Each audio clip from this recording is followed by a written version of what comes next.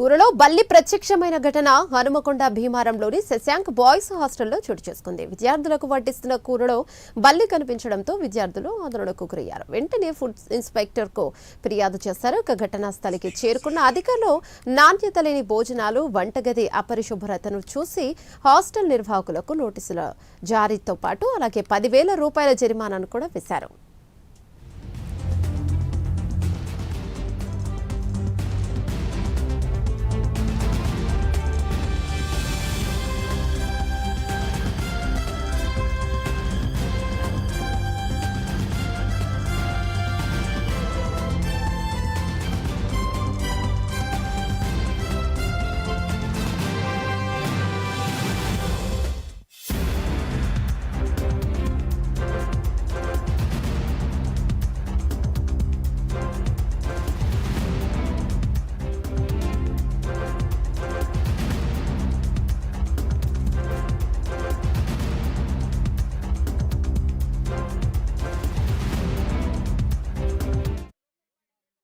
కూరలో బల్లి ప్రత్యక్షమైన ఘటన హనుమకొండ భీమారంలోని శశాంక్ బాయ్స్ హాస్టల్లో చోటు చేసుకుంది.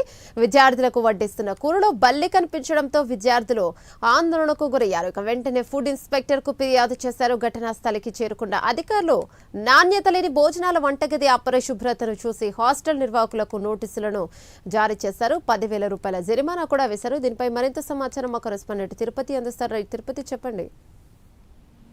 యమున హనుమకొండ భీమారంలోని ఓ ప్రైవేట్ హాస్టల్ నిర్వాహకం వేరులోకి వచ్చింది. ప్రజెంట్ ఇప్పుడు ఆ ప్రైవేట్ హాస్టల్ జరిగినటువంటి ఆహారం పట్ల బల్లి కలేబరం దృశ్యాలు అయితే సోషల్ మీడియాలో వైరల్ గా మారినటువంటి పరిస్థితి. భీమారంలోని శశాంక్ బాయ్స్ హాస్టల్లో విద్యార్థులకు వడ్డించినటువంటి కూరలో బల్లిని చూసి విద్యార్థులు ఆందోళన వ్యక్తం చేశారు. కూరలో బల్లి కలేబరం ఉన్నటువంటి దృశ్యాలతో ఒక్కసారిగా భయాందోళన చెందినటువంటి ఆ పరిస్థితుల వెంటనే విద్యార్థులు ఫుడ్ ఇన్స్పెక్టర్ కావచ్చు, ఇతర ఫుడ్ అధికారులకు ఫిర్యాదు చేశారు. వెంటనే ఆ ఫుడ్ ఇన్స్పెక్టర్ కావచ్చు, ఇతర అధికారులు హాస్టల్ కు చేరుకొని ఆ ఫుడ్ ను అక్కడ ఉన్నటువంటి పరిసరాలను పూర్తిగా పరిశీలించి నాణ్యత లేని భోజనాలు, వంటగది అపరిశుభ్రత చూసి హాస్టల్ నిర్వాహకులకు నోటీసులు జారీ చేసి 10,000 రూపాయల జరిమానా వేసినట్టుగా తెలుస్తా ఉంది. అయితే పూర్తిగా ఒక 10,000 రూపాయల జరిమానా వేస్తే ఎట్లా ఆ విద్యార్థులకు సంబంధించినటువంటి ఆహారంపై, విద్యార్థులకు సంబంధించిన ఆరోగ్యంపై ఎటువంటి చర్యలు తీసుకున్నట్టు ఇప్పటికైనా హాస్టల్ నుంచి సీజ్ చేసి ఇంకా కఠిన చర్యలు తీసుకోవాలంటూ కూడా విద్యార్థులు కావచ్చు, ఆ వరంగల్ సంబంధించిన వాసుల అభిప్రాయాన్ని వ్యక్తిస్తున్నటువంటి